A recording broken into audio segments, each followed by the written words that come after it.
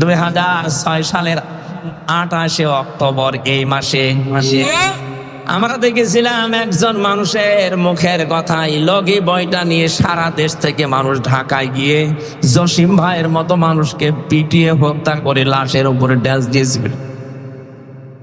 জীবনে বহু ইতিহাস পড়েছি বিশ্ববিদ্যালয় থেকে, কিন্তু এই ইতিহাস কোনোদিন আমি শুনিও নি, পড়িও নি। দেখা তো দূরের কথা, যে জীবনে আশরাফুল মাখলুকাত মানুষ হত্যা করার পরে তার লাশের উপরে ড্যান্স দেওয়া যায় সম্ভব? সিরাজগঞ্জ থেকে একবার যাচ্ছিলাম মাহফিল করে, ড্রাইভারের পেছনে বসে আছে বাসের ড্রাইভার, মাঝখানে দেখলাম একটা কুকুর পড়ে আছে। কুকুরের গার উপর দিয়ে চালিয়ে না দিয়ে উনি বাং দিয়ে দিল, গাড়ি একটু কেঁপে উঠেছে।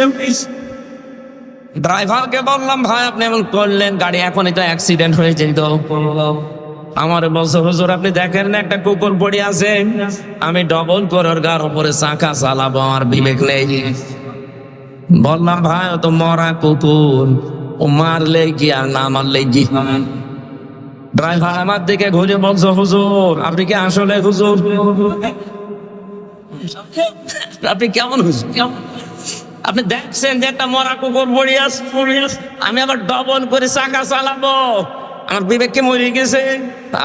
এই কথা শোনার জন্য আমি ছিলাম। একটা মরা নিকৃষ্ট প্রাণী, দুইটা কুকুর আর শুকুর, তার ভেতরে একটা পড়ে আছে, তাও মরে পড়ে আছে। এর উপর দিয়ে আপনি চাকা চালাতে পারলেন না, আপনার বিবেকে বাধা দিল। অথচ জসিম ভাইয়ের মতো মানুষকে, জীবিত মানুষকে পিটিয়ে লগে বৈঠা দিয়ে মারার পরে লাশের উপরে ড্যান্স দিয়েছে এই দেশে।